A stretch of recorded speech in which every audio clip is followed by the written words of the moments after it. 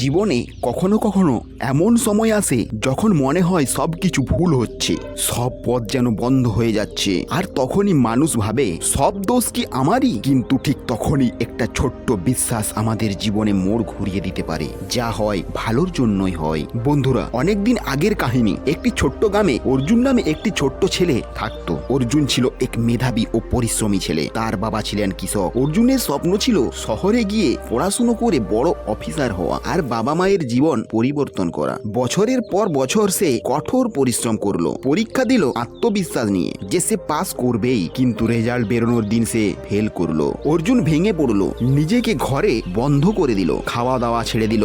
বারবার নিজের সাথে বলছিল, আমি এত পরিশ্রম করলাম তাও আমি ফেল করলাম, ঈশ্বর আমার সাথে এমন করলো। অর্জুনের বাবা চুপচাপ এসে বললেন, আমি জানি তুমি কষ্ট পাচ্ছ, কিন্তু মনে রেখো যা হয় ভালোর জন্যই হয়, শুধু ধৈর্য রাখো। অর্জুন বাবার কথা শুনছিল কিন্তু মনের গভীরে বিশ্বাস করতে পারেনি। কয়েক মাস পর একটা ভয়াবহ খবর এলো। শহরের যে কলেজে অর্জুন ভর্তি হতে চেয়েছিল সেখানে ভয়াবহ অগ্নিকাণ্ড ঘটেছে। অনেক ছাত্রছাত্রী আহত হয়, কেউ কেউ গুরুতরভাবে পুড়ে যায়। অর্জুন স্তব্ধ হয়ে গেল। মনে মনে ভাবলো, যদি আমি পাস করতাম আমিও ওদের মধ্যেই থাকতাম। সেই দিন সে প্রথমবার অনুভব করলো তার ফেল করা হয়তো কোনো দুর্ঘটনা ছিল না, সেটাই ছিল তার রক্ষা। একদিন গ্রামে এক এনজিও এলো যারা যুবকদের ডিজিটাল স্কিল শেখাচ্ছিল। অর্জুন ভাবলো, চলো এটা চেষ্টা করে দেখা যাক। সে কম্পিউটার কোর্স শুরু করলো। কয়েক মাস পর পরিশ্রম ফল দিতে লাগলো। সে একজন দক্ষ ওয়েব ডিজাইনার হয়ে উঠলো এবং অনলাইন ইনকাম শুরু করলো।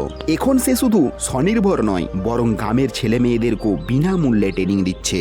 আজ যখন অর্জুন পেছনে ফিরে তাকায় সে বুঝতে পারে, যদি সেই দিন আমি ফেল না করতাম তাহলে হয়তো আজ আমি বেঁচেই থাকতাম না। যা এক সময় ব্যর্থতা মনে হয়েছিল সেটাই ছিল তার রক্ষা। বন্ধুরা, আমরা এখান থেকে একটা শিক্ষা পেয়ে থাকি, জীবনে যখন কিছু ভুল হয় তখন ভয় পাবে না। অনেক সময় ঈশ্বর আমাদের সেই পথে যেতে দেয় না যা আমাদের জন্য নয়, কারণ যা হয় ভালোর জন্যই হয়। বন্ধুরা, ভিডিওটি যদি ভালো লাগে একটি লাইক করে চ্যানেলটি সাবস্ক্রাইব করে নেবেন। আর